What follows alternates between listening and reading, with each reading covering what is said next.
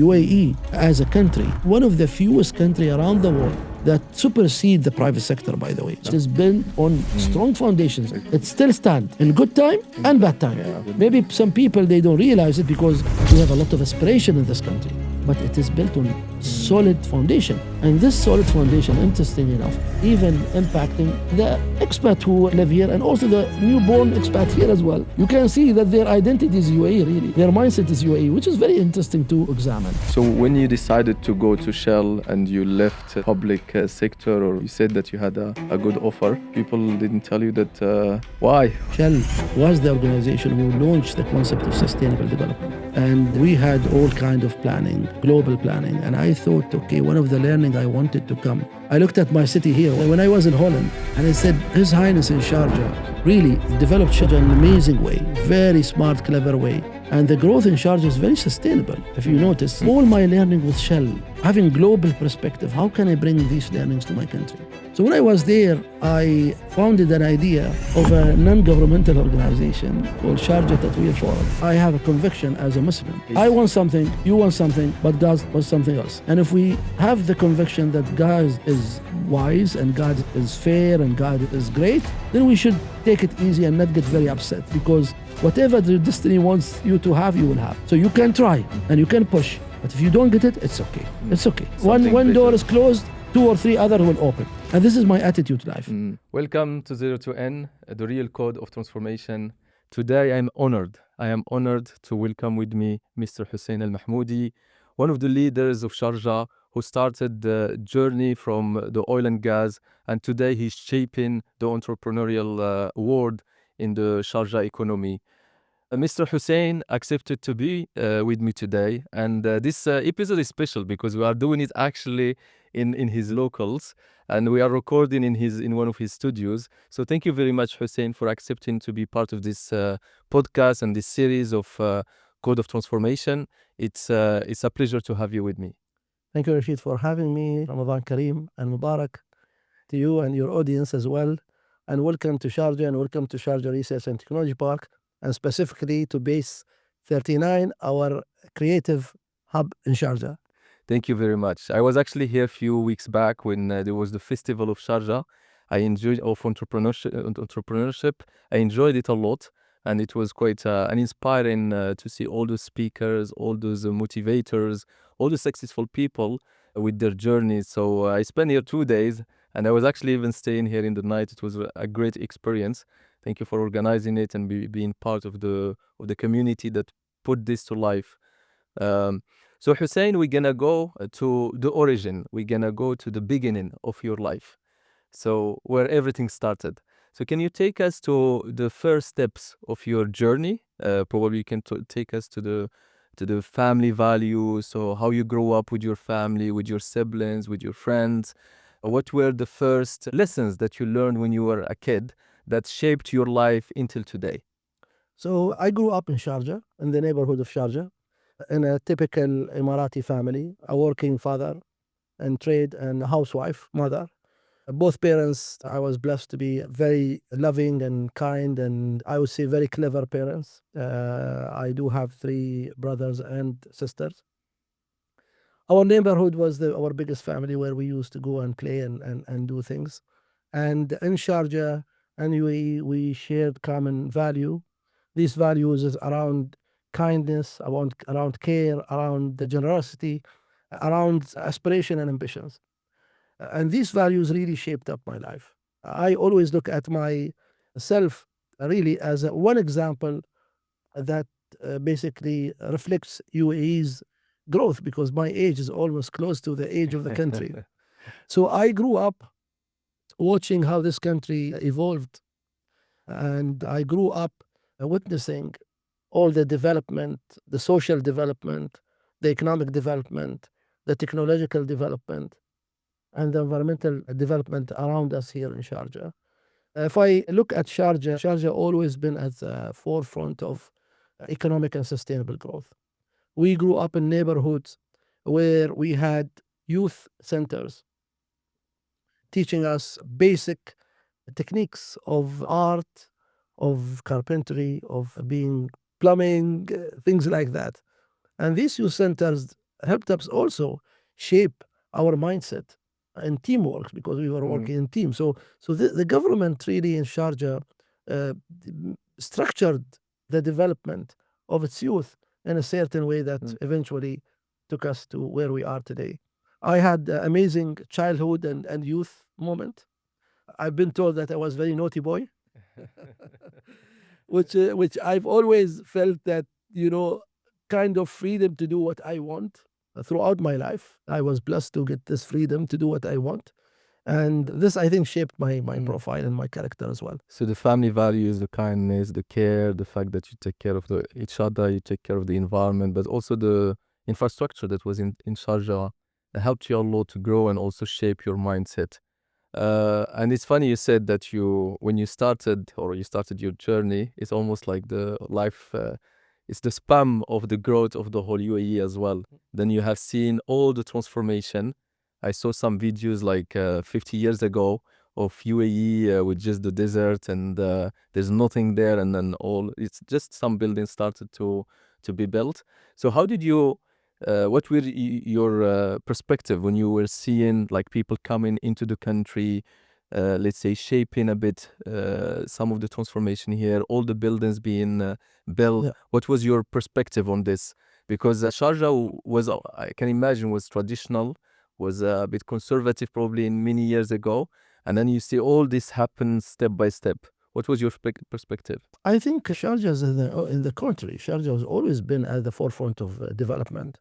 Just to give you example, the first airport in this region was built in Sharjah in 1946. The first, I would say, theme park, Jazeera, was built in Sharjah. And this basically was a Disneyland for all GCC, where you had to come and see the most advanced, latest rides that you can try. And in the nicest, I would say, real estate format. The first indoor market was in Sharjah, which is we call it now the Central Souk or the Blue Souk. One of the first healthcare private sector hospitals was in Sharjah, Al-Zahra Hospital, which we call it, back then, the Mayo Clinic of the region, where people used to come to Sharjah to get treatment. So Sharjah really, because of its visionary leaders, has always been at the forefront. So we grew up witnessing all of these development. And these development, shaped our vision, our mindset, our aspiration to do more, because the ground was very fertile. Speaking about Expo, Sharjah hosted the first expos here. It was in a tent. It started in a boat, in a big yacht as Expo inside the boat under the Chamber of Commerce, and then it went to a tent. So everybody was used to go there, and we used to go there, and we used to experience firsthand trade business and industry and commerce.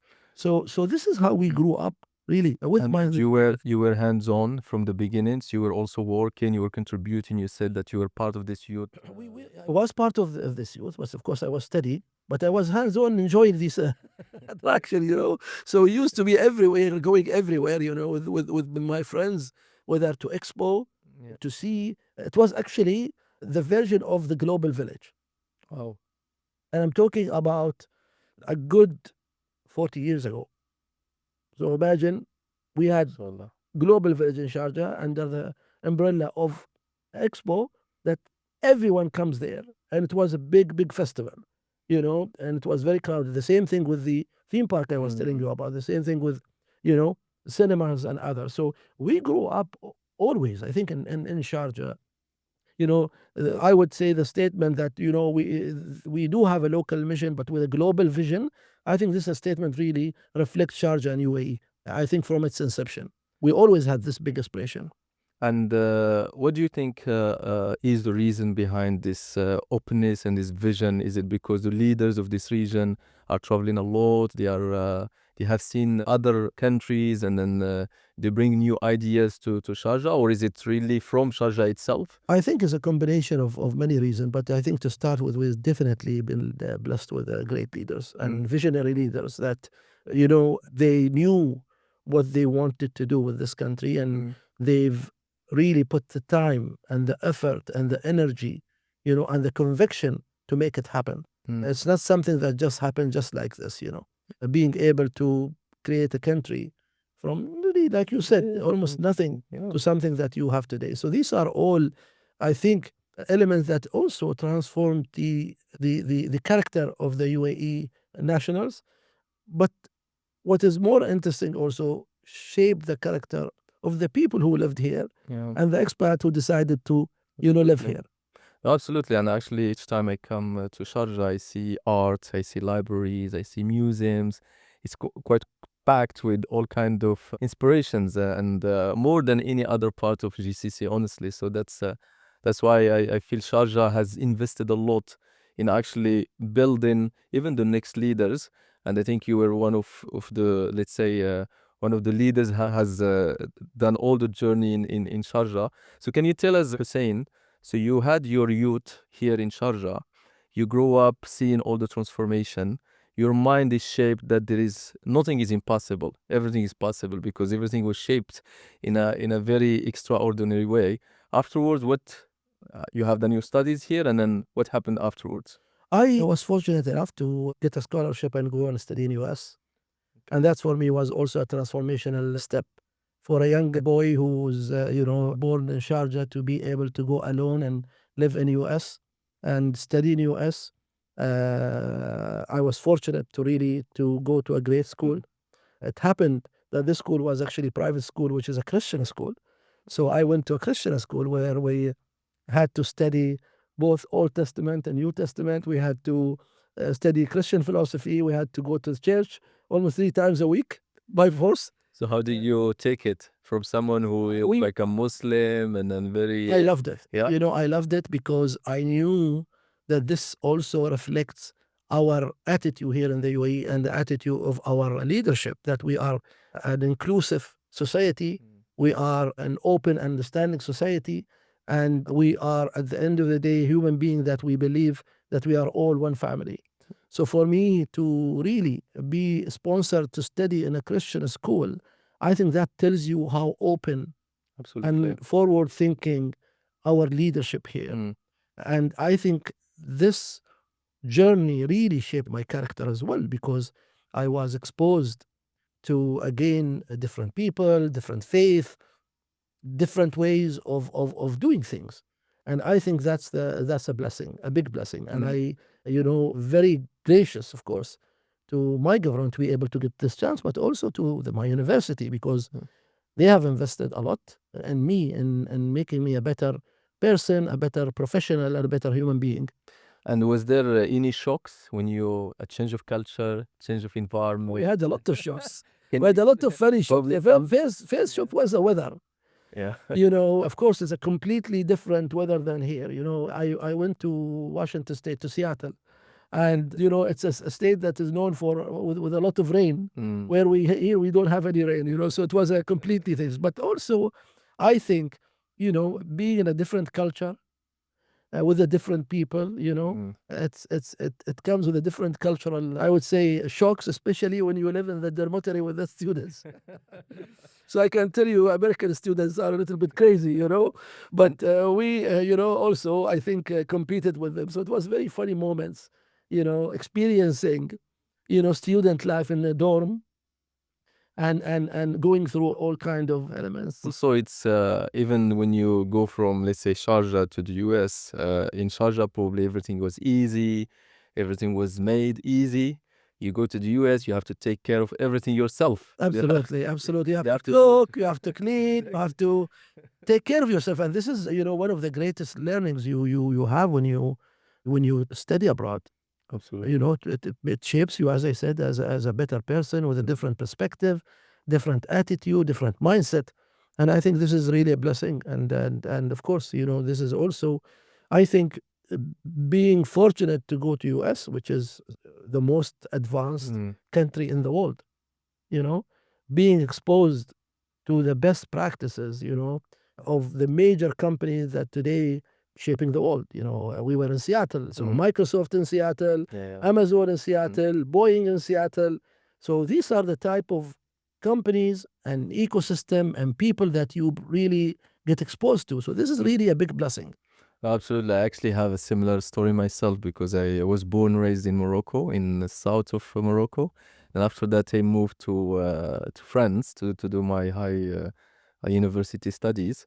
And I saw also the gap when I moved from Morocco to France. My whole mind shifted completely. It's you look at the possibilities, you even you said you take care of yourself, but also the people you meet. Yes. Every single day is a learning because you meet different people, different perspective of life, things that you thought before that are impossible. They are possible. Yes. So and that's quite a big learning, and I would recommend everyone as well to actually to when they educate their kids, Yeah. to actually tell them to go travel and then see part of the world, because that's a big lesson.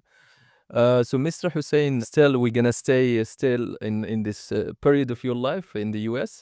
So was it in your mind that you're gonna finish and you will come back to Sharjah, or was it from there you're gonna go somewhere else? What was your plan? No, I always thought that I will finish my study and go back to Sharjah in the UAE, because, as I said, UAE was a country and still a country that is very progressive. And for us, it was, in my mindset, okay, you have to go get the learning that you need, and then you can go, or you have to go back to your country and contribute to the development of your country. Absolutely. And this is exactly what happened with me. The moment I finished, I came back here and I started my journey. And when you were at that age, or even before, Mr. Hussein, when someone asked you, what's your dream? Yeah.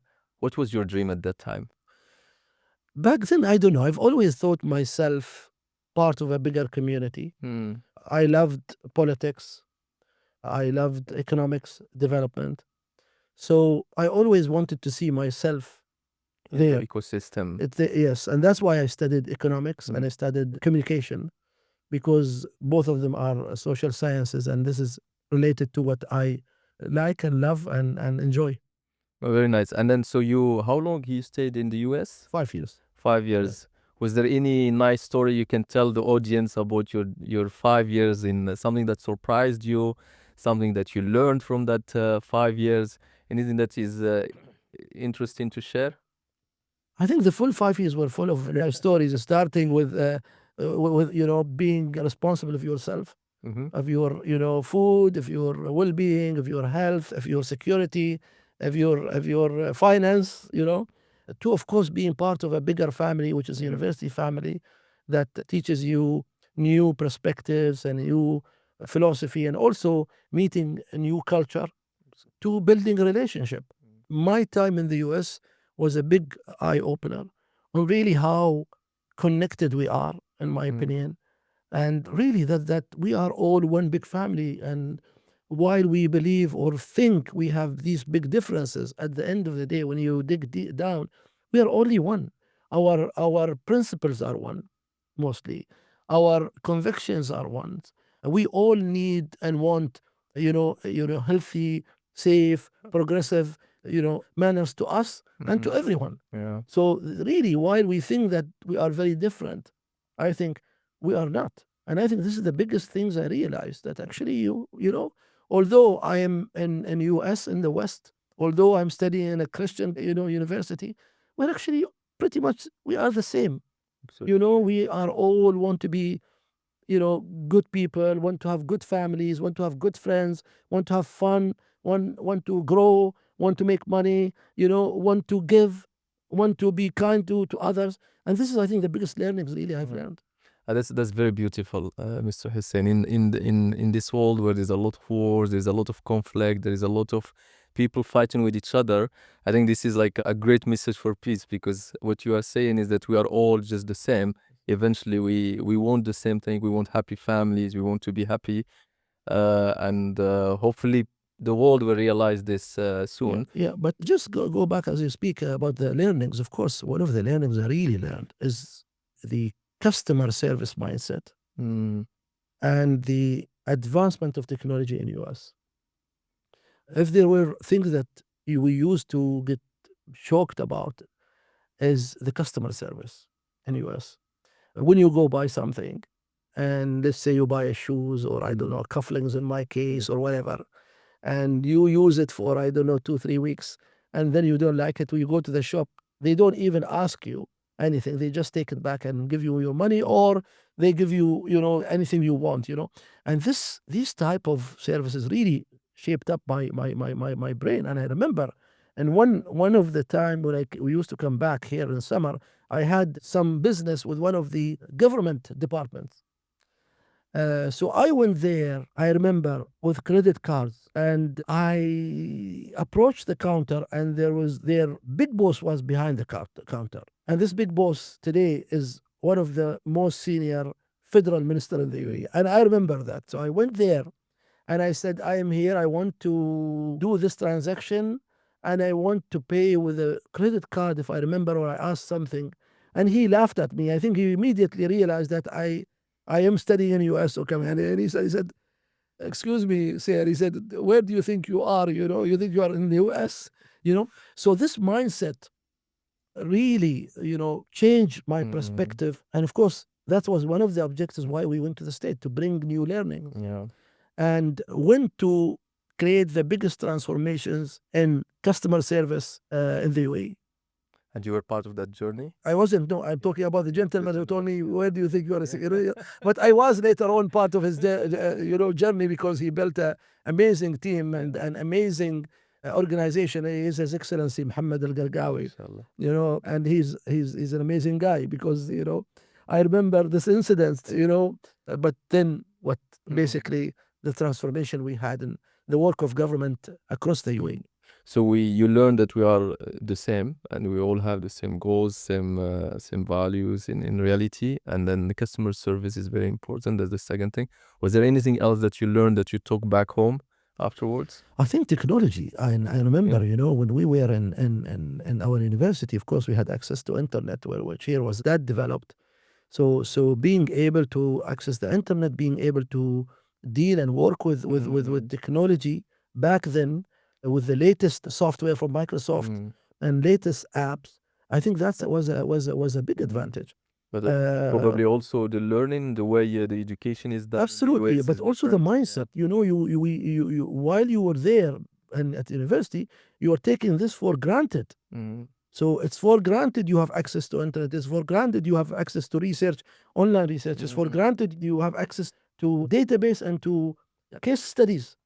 So we used to, at the university, get access to the latest case studies from Amazon back then, from Starbucks, from Microsoft.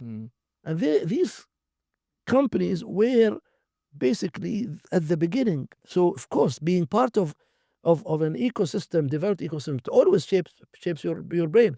And thanks God, today we witness the same thing in the UAE. People come to UAE and get access to the latest technology, to the latest education, to the latest best practices in government services, to the latest best practices in projects and architecture and concepts.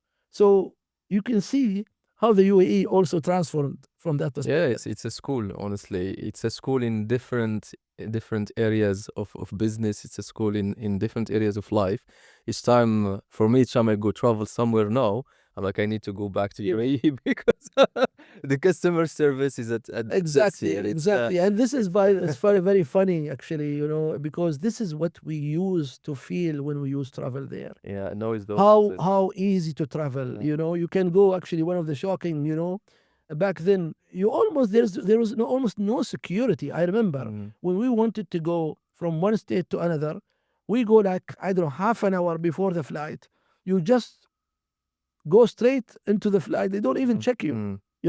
This is how fast it was.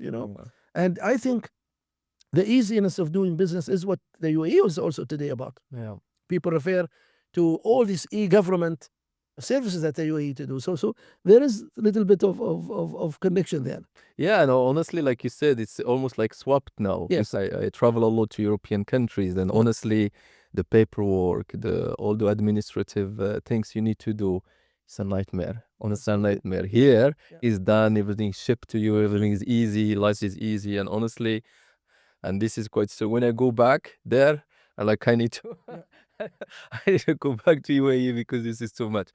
So Mr. Hussain, now we are in the period where you are in the US, you had a lot of learnings, these learnings shaped your mind, and then you brought them back to here, to your home, to Sharjah. So after 5 years, what happens? You came back?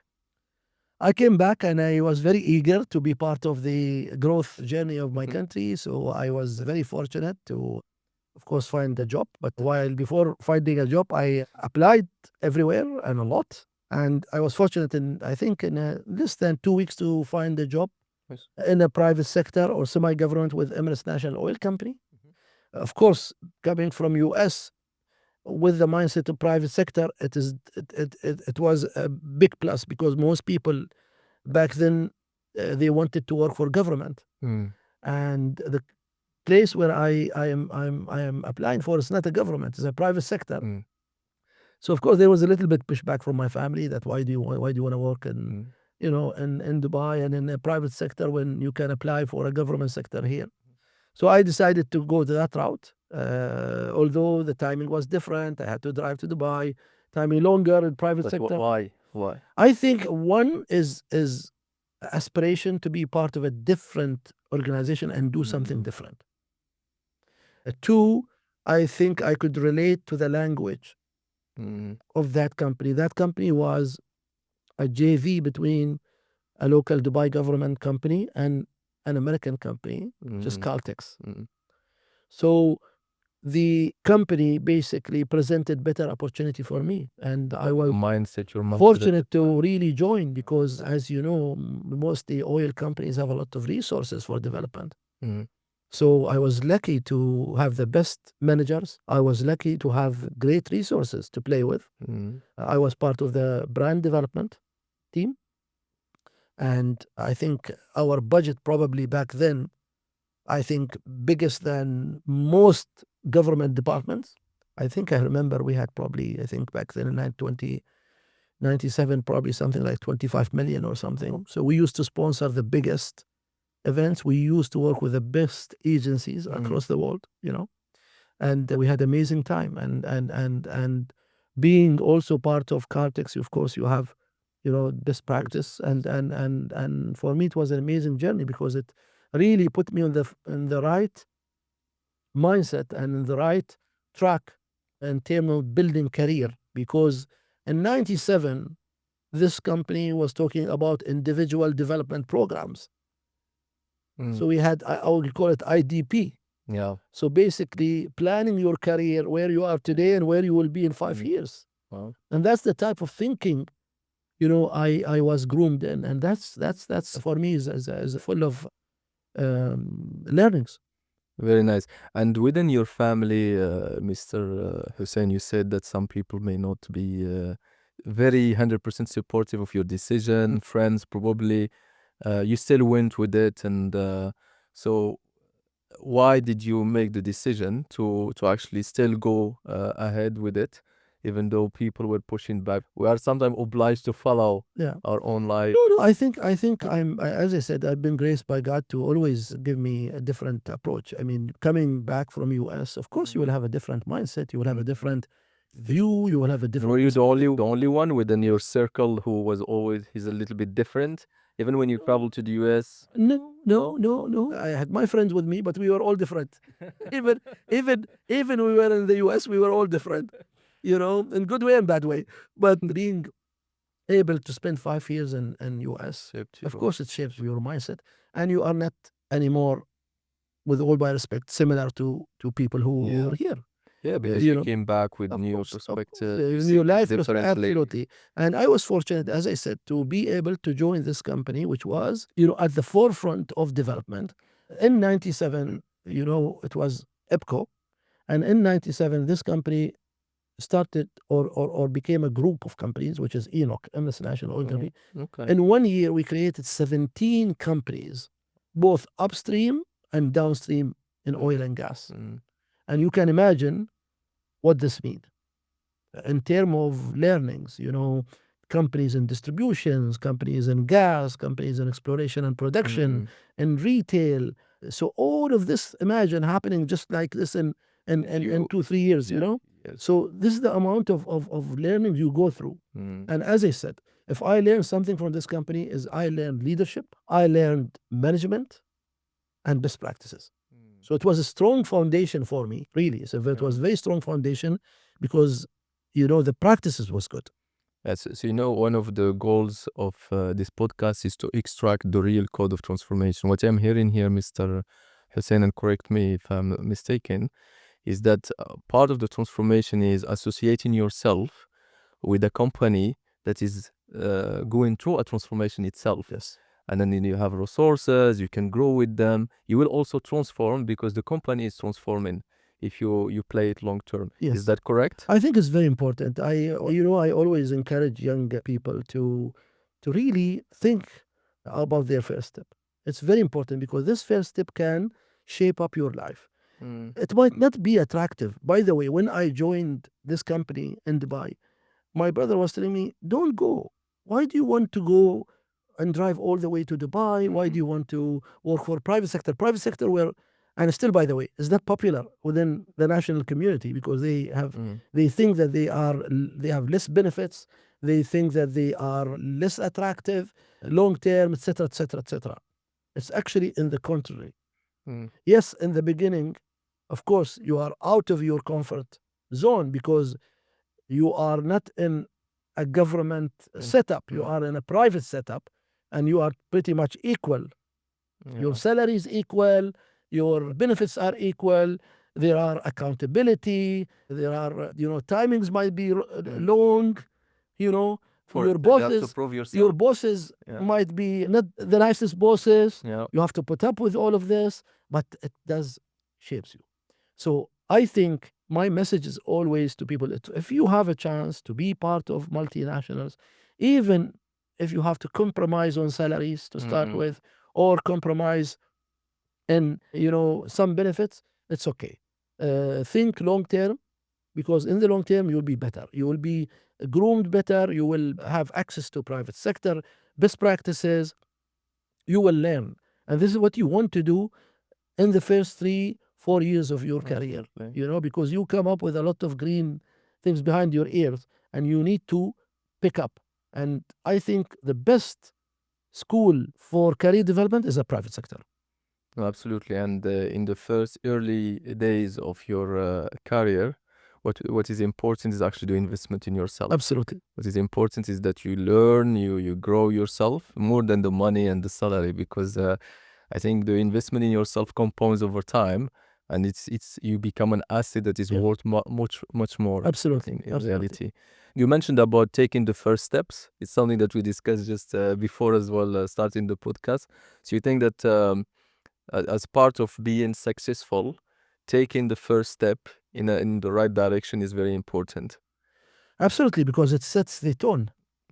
It sets the trajectory. When again I went to US, it's also as there was a pushback. Why do you want to go to US? You can stay here. But it sets your tone for the future. So whatever steps you take in your life, it will definitely shape your. So I was telling the team here before that I always have this quotation, which is also in my WhatsApp, is a journey of 1,000 miles starts with one step. Absolutely. So you always need to take the first step. And I was telling them that I hike a lot, and I do Kilimanjaro, Everest Base Camp, Mont Blanc. That's what I did in the past. So, and every single time, so you want a summit. So you are, for example, going to Kilimanjaro, you're going to get to the summit in 2 weeks.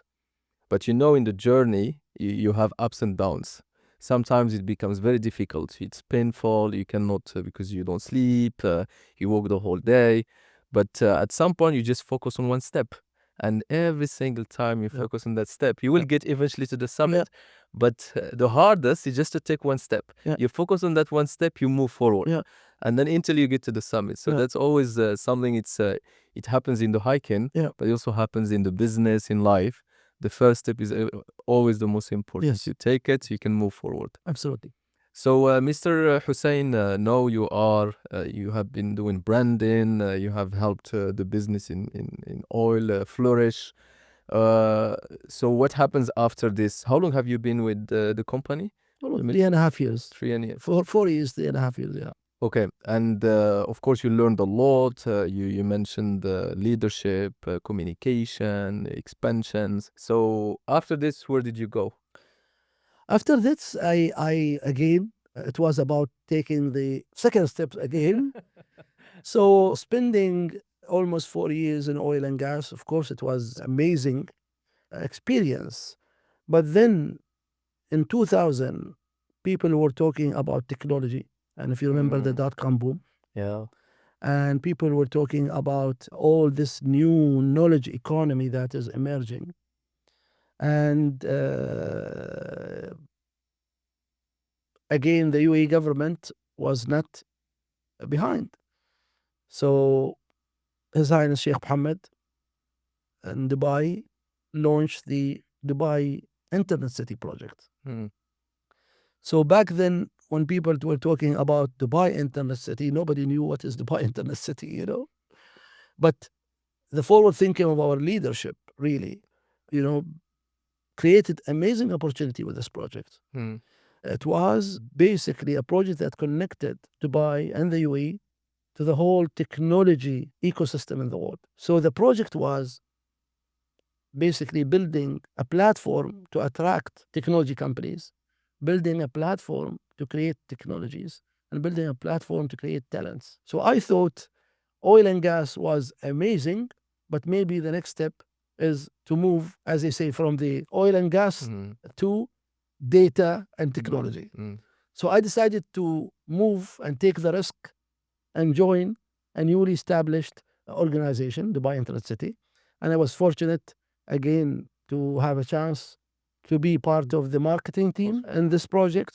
And it was an amazing journey because it was the projects for Dubai government. And it was, again, a project that really reflects the future and deal with companies that I was, again, familiar with. For example, one of the first tenants was Microsoft, but then deal with topics like data center, Mm. like cybersecurity, like telecom. And when was this? This was 2000, 2001. So still early, still Yeah, very early yes, stage. yes, yeah. So I joined Dubai Internet City, and it was an amazing learning for me Oh. to be part of, let's say, developing clusters around technology, developing clusters around media, and of course, a cluster that is basically around education related to these technologies. So you adopted technology quite earlier, since I think before people at that time didn't even talk about technology systems, Absolutely. data centers. I think only recently, I mean, the past 10 years, people were talking about it.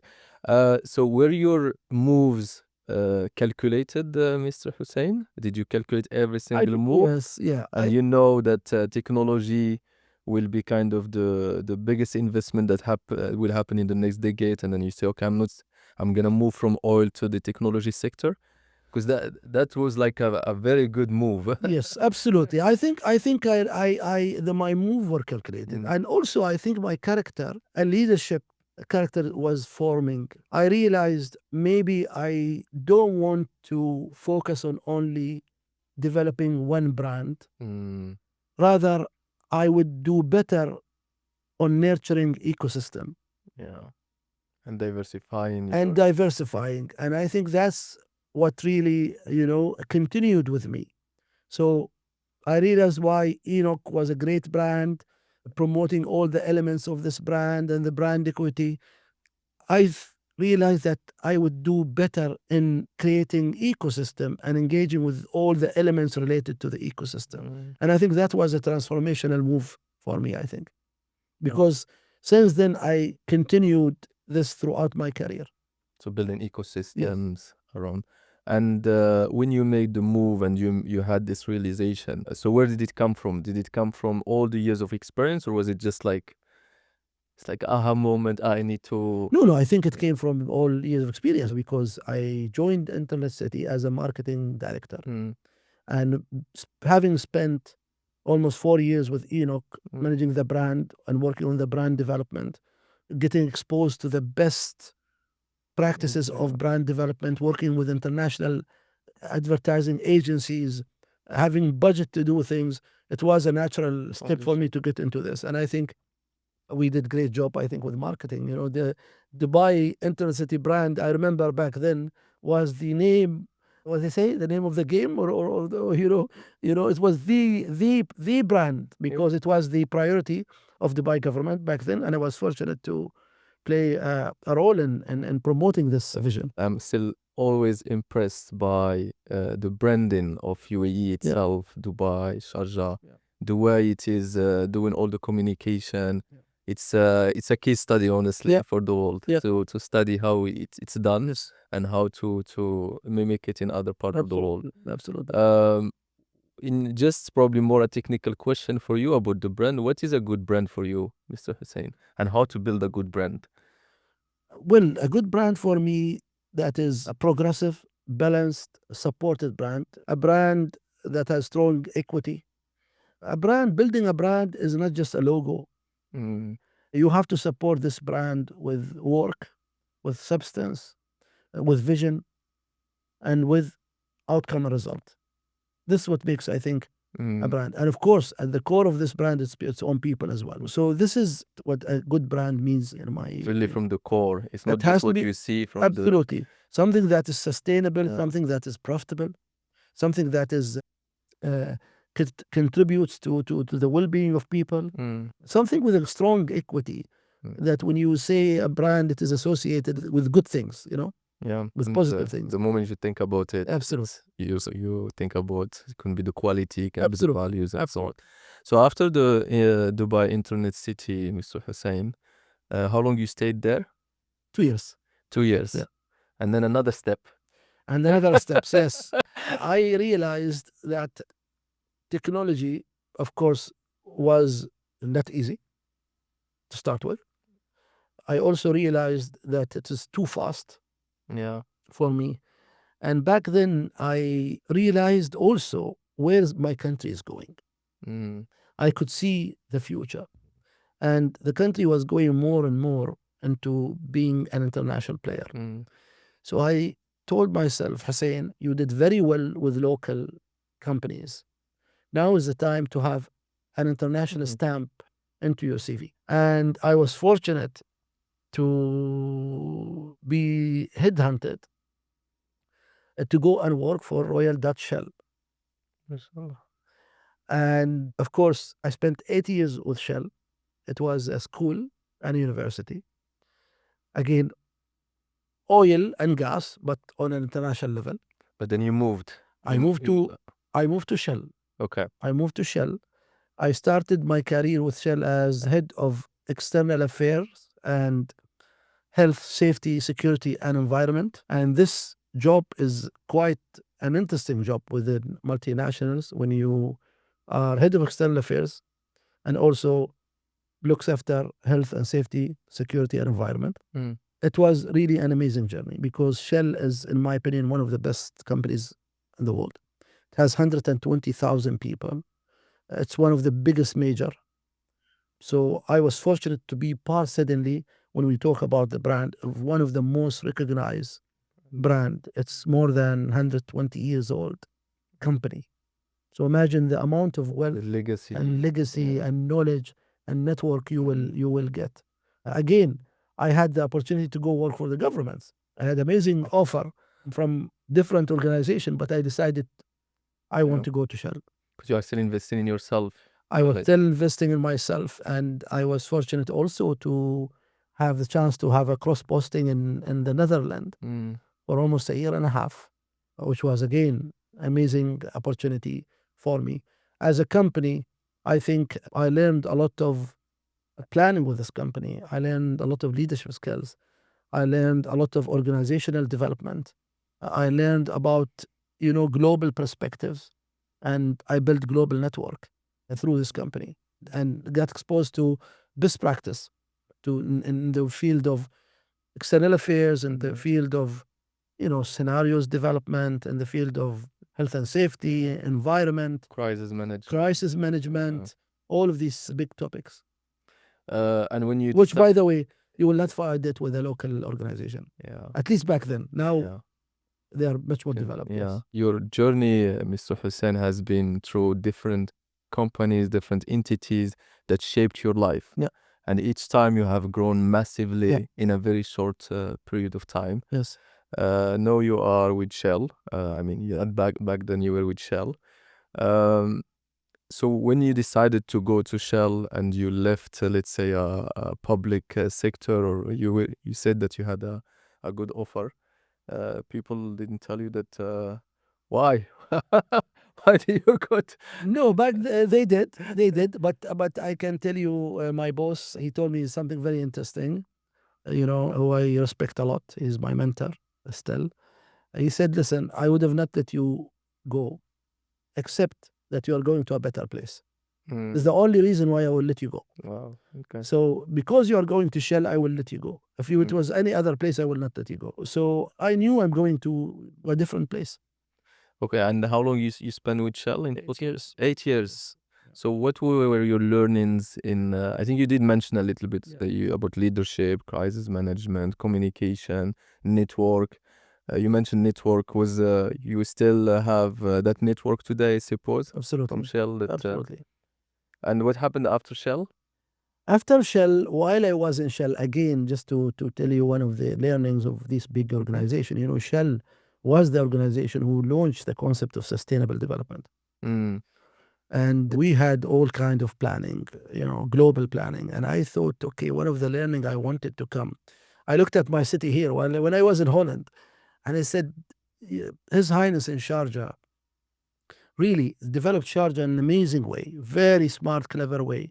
And the growth in Sharjah is very sustainable. If you notice, you can see a great balance between social development, cultural development, economic development, environmental development, technology development. You could see them all, balanced. You don't see, like, for example, economic development here and, I don't know, social development here.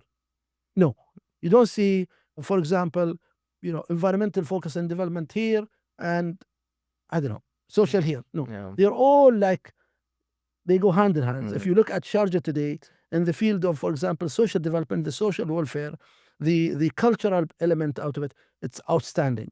If you look at the education and the universities we have here in Sharjah is outstanding. If you look at the environment, companies like BIA at the forefront of environmental, technologies and development, is outstanding.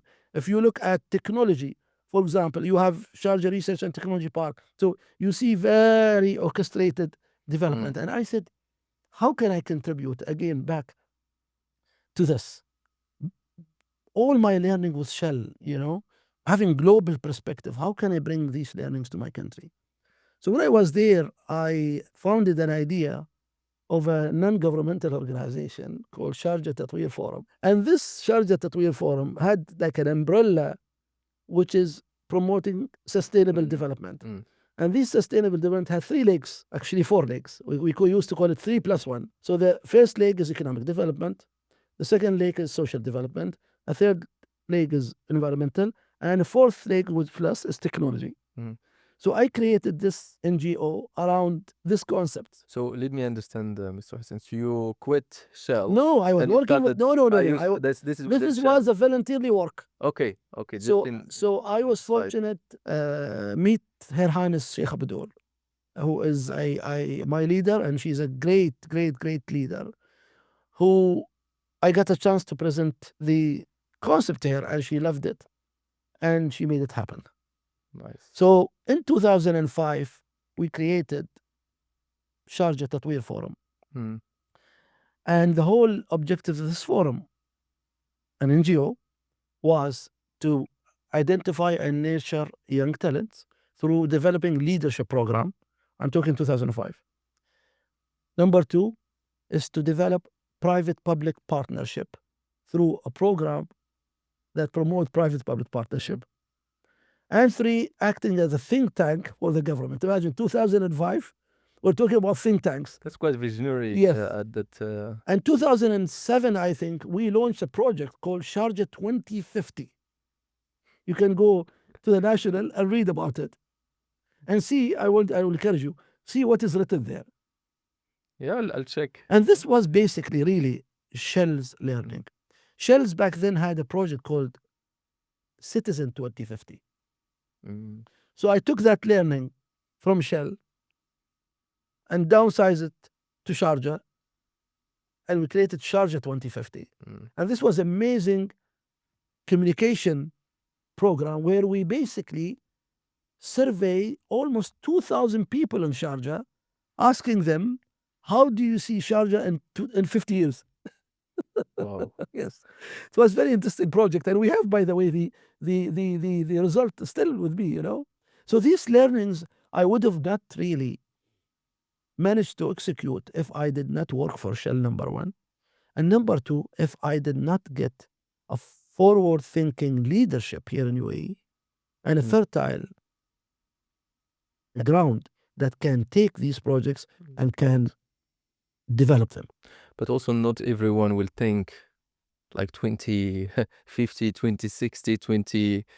And then you were thinking about it. How can I develop the talent for the next generation? Absolutely. And these are the type of learnings I keep telling young people, you know, you would get if you work with these big companies. Because these big companies, they have different perspectives. They have different resources that they can invest. They can hire the best people you can think of. So you will learn a lot. You will see things differently. يعني alhamdulillah, in the UAE today, our government agencies are not behind when it comes to this. UAE, as a country, is actually a best practice. Actually, one of the fewest country around the world that supersede the private sector, by the way. So these practices I'm telling you about, whether they are scenarios development, whether embedding new themes like space, nuclear, environment, etc. UAE is at the forefront of these topics. So I encourage young people to really take advantage of this, at least at the beginning of your career, because it will shape up your future. Absolutely, and we can see it honestly. It's kudos to what you have done early stage of your life. And then the Sharjah leadership has accepted the project and you started working on it. So can you tell us a little bit about the early days of this project? Yeah. Well, it was not new for Sharjah leadership nor for Sharjah people, because again, you remember when I told you when we were young, we had, you know, centers, youth centers. Yeah. This is a continuation, by the way. Yeah. And you know, UAE has developed its people and its environment in a very steady way. Yeah. So I never disconnect whatever I am in, even today, the job I'm doing, from what I learned when I was at the youth center. It's all connected. It's all connected. You know? It's true. So this is only can happen if you have visionary leaders. Sometimes, you know, as young people think why they are doing, you know, art center, or why they are, you know, investing in this basic program. This is basic. We need more sophisticated. But it's not about this. It's about the big picture. Yeah. Sometimes we don't see this big picture. But eventually it Over happens time. over time. Yeah. And building nations and building organizations takes time. You know, it takes time to build and to mature and to be steady. We talked about the brand. Today, if we look at the brand UAE, see how solid is this brand. In good time and bad time. Yeah. It still stands. Why? Actually, you see it a lot in the bad times. Absolutely. Because it is built on foundations, strong foundations. Maybe some people, they don't realize it because we have a lot of aspiration in this country. But it is built on solid foundation. And this solid foundation, interesting enough, even impacting the expat who live here and also the newborn expat here as well. You can see that their identity is UAE, really. Their mindset is UAE, which is very interesting to examine. I had amazing time with Shell and with this organization. The project really did very well in Sharjah. Alhamdulillah, I'm very proud that it continues today until today to have a big part of it in the form of leadership programs, in the form of young people training and skills and others and other entrepreneurship, etc. So when you look back, you feel proud of what you have. I feel very proud of what I've done, but I also feel very proud of my overall society that has adopted this, and I am just one piece of the biggest of the bigger puzzle. Absolutely. Yeah, I remember you showed me a video where you were pitching the project to His Highness, and that was probably one of the highlights, important moment in your life. Absolutely. What did you feel at that moment, and how did you handle the whole? This is 2006. We launched the first private-public partnership. Mm. Imagine, where this really was a vision of His Highness, where we invited 15 top chairmen of government and 15 top private sector chairmen, and we put them in one room, and we talked about, launching a private-public partnership where we groom people, we develop project, and we get the private sector to, sponsor it. So for me to be able to pitch this project to the head of the government and also to the head of private sector Yes. and government entities, it was an amazing opportunity. And I'm very proud of it. Yeah. And probably if we go to that moment before the preparation for the meeting, how did it go? Were you stressed? Were you doubtful that the project will not go through? What can you just take us to that No, moment? of course I was stressed and I was scared and all kind of things. But again, I knew, to be honest, where I'm coming from. I was coming from a very strong organization, again, Shell, with amazing concepts. That is a forward-thinking concept. And His Highness, God bless him, being a visionary leader, he spotted it. And that's why he did it. And he accepted to chair the NGO himself. Because he knew, that this is where it's going to go, but also he knew where this is coming from. So we were lucky to have his support and, of course, really the sponsorship of Her Highness Sheikh Abdul, because she's been, behind all this development. Very nice, very nice. Well, I'm quite impressed, Mr. Hussain. Your journey has been just a lot of transformation itself. Every single period of it is a transformation. So after the NGO, what happened afterwards? So after spending 8 years, of course, working on this NGO, I got a gracious offer from His Highness to lead the Sharjah Chamber of Commerce. So I was appointed as Director General of Sharjah Chamber of Commerce. And again, this really reflected my aspiration as well. Because as I said, I wanted to focus on building communities and ecosystems. And what could be a best place than the house of traders and business people, which is the Chamber of Commerce. Of course. The Chamber of Commerce in Sharjah is one of the oldest organizations in the country.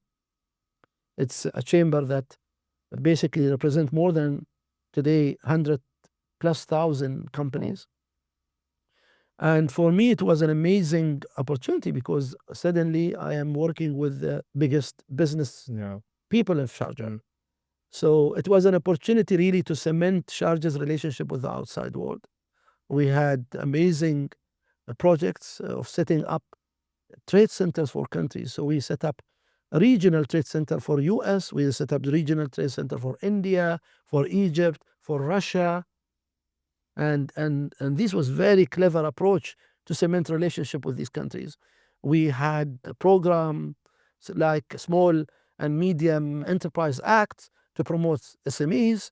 We had programs to support collaboration with African nations through setting up trade centers and exhibitions, and of course supporting our own local companies through different programs. So it was for me an amazing opportunity to be part of our local private sector in Sharjah, and again building network and understanding of our local contexts and contribute to the development of the local economy. And also continuing what you have already been doing in the past. Absolutely. This is just second on that. Absolutely. What was the biggest or the brightest project you are very proud of during this period of time? With the chamber, we had many projects. Of course, setting up those trade centers was amazing for me. I remember, setting up the American Trade Center, which was really a big thing, for US to set up a trade center outside US. We had programs with Africa, with COMESA on promoting collaboration between Sharjah and Africa. So we had amazing projects there. We set up the Sharjah Industrial Exhibition. So if you go to the chamber today, you will see a full wing. The chamber is very big, beautiful building. A full wing displaying Sharjah's manufacturing capabilities. Sharjah is known to be the capital of manufacturing in the UAE. So we had a lot to do with manufacturing and industries. So these are some of the projects that I worked on and I'm very proud to be part of. Oh, it's Setting up Sharjah's arbitration center, for example. So a lot of projects, very impactful projects as well, Yeah. that contributed to the success of Sharjah. And you continued this journey of, because you stayed from there, you never moved back to the private sector. You stayed in directly developing more the Sharjah ecosystem. So after the Chamber of Commerce, you moved to, is it when you moved to Shera or not yet? No, Or there was another period? after Sharjah Chamber of Commerce, I was asked by His Highness to manage a project he always thought about, which is setting up a technology park. Okay. So I was asked to join the American University of Sharjah and set up this project. So I came and we started this project, what you see today, Yeah. the Sharjah Research and Technology Park, which was an amazing technology because it is related to what I used to do with the Internet City. But this is more of a research, hardcore research, and deep science research and technology and commercialization. So we started this project from scratch. While I was here as well, again, along with my colleague, we had an idea of setting up an entrepreneurship center. So hence the idea of the Shara came up, and I was very proud to be part of starting this project at a similar time where we started the technology park. So it worked perfectly right. And you started it from the beginning. Absolutely. So we started the Sharjah Research and Technology Park. Back then we had a small office at the American University of Sharjah. At the same time, we developed the Sharjah Entrepreneurship Center Shara. So both of them went hand in hand. Of course, they are separate organizations, but the Shara was the entrepreneurship arm of let's say, the Sharjah in general. Yeah. And the first home was at AUS as well. So that's where you started basically Shira, and from the beginning of it until where it is today. So if you look back, you are probably feeling very proud of what it is today. And can you tell us how did you build the whole ecosystem from the beginning until today? I think the ecosystem was built on, again, starting with a vision from His Highness. And this vision continued through Her Highness Sheikh Abdur. But also the whole ecosystem was built on a teamwork. We had, or we have still, amazing team that is really handling all the different elements of this project. Whether we are talking about development of the infrastructure or the planning or recruiting of the companies or developing of technologies or doing the commercialization with the universities. So these are all teams working hands in hands to basically develop the bigger picture. Of course, this project, when it started on basically benchmarking with best practices. From day one, we hired the best, let's say, companies to help us set up this project. We did benchmark with 25 locations around the world, from Delft in Netherlands to India to US to China to Canada. So we looked at all the best practices when it comes to science park and technology park, and we learned from them, and we took the best out of each one of them. So what you see today, there is really a reflection of all the best practices that we embedded. Of course, this is a long-term project. It's not a short-term project. It basically set up a new kind of thinking, a new mindset. As I said again, if we remember, moving from oil industry mindset or economy to a data-driven mindset and knowledge economy. So this is a big transformation. It will take some time, but we will get there. Yeah, definitely. So now we are getting to the end of the episode, Mr. Hussein. I'll ask you a couple of questions. Some of them will be challenging. So, so the first question is, if we look at your journey, it has been very successful, mashallah. I think you have been transforming throughout the different companies, different entities you have been part of. Was there a period in your life where you felt down, where you felt doubtful, where you felt things are not going the way you want them to be? No, I never felt that. Okay. Because I was, I think, groomed to be very wise and to balance things. I'm also fortunate to have a leadership that appreciate the work you do and appreciate your mistakes and encourage you to learn. So, in all honesty, I never think that I had a period where I am down.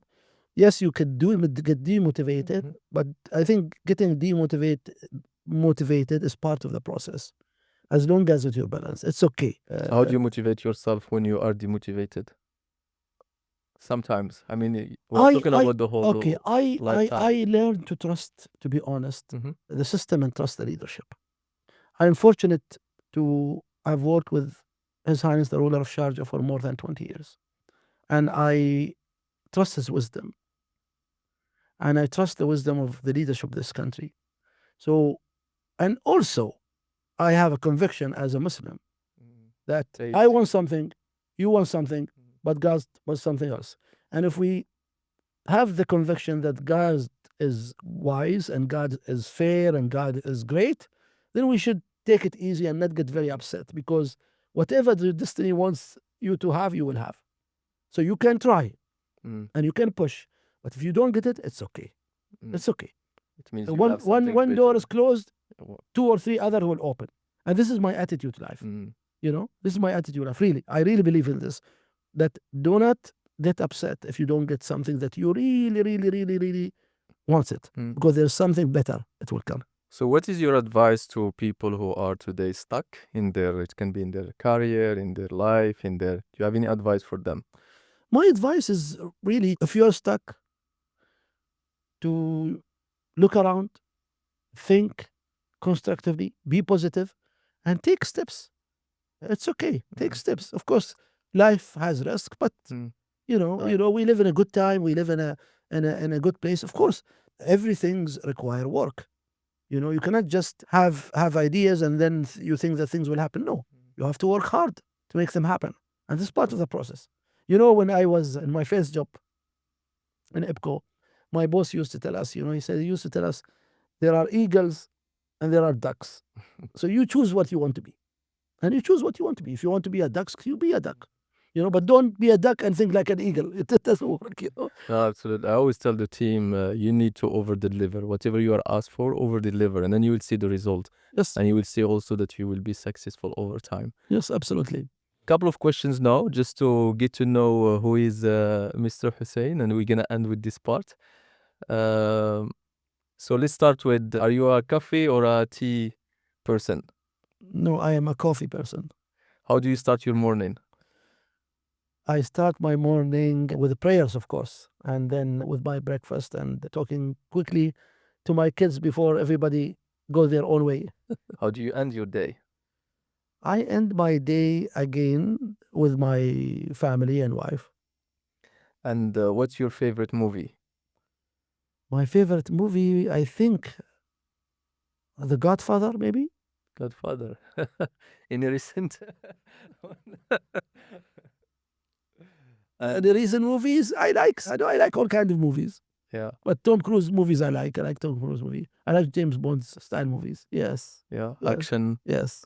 And what's your favorite book? My favorite book is the Quran. And if, for example, if you would look at yourself when you were younger, let's say when you were still, let's say 15 years old, what would be, let's say, the message you would tell yourself? Enjoy your life, live your moment, and be good to people and to yourself and to God. Beautiful. Mr. Hussein, it has been a pleasure, honestly, a pleasure having you in the season of 0 to N. I enjoyed it a lot. I've seen a lot of transformation happened. Mashallah, you are pouring with wisdom. There's a lot of wisdom in what you say, what you do. I'm grateful for this moment that you shared with me. I learned myself a lot from your journey as well. So thank you very much for the time, and hopefully we're gonna spread the world out there so that people can also learn from you. Inshallah. Thank you very much. And I really appreciate this opportunity. And I hope it was useful to your audience. And I wish everyone, of course, the best in their career and in their journey. Thank you. Thank you very much.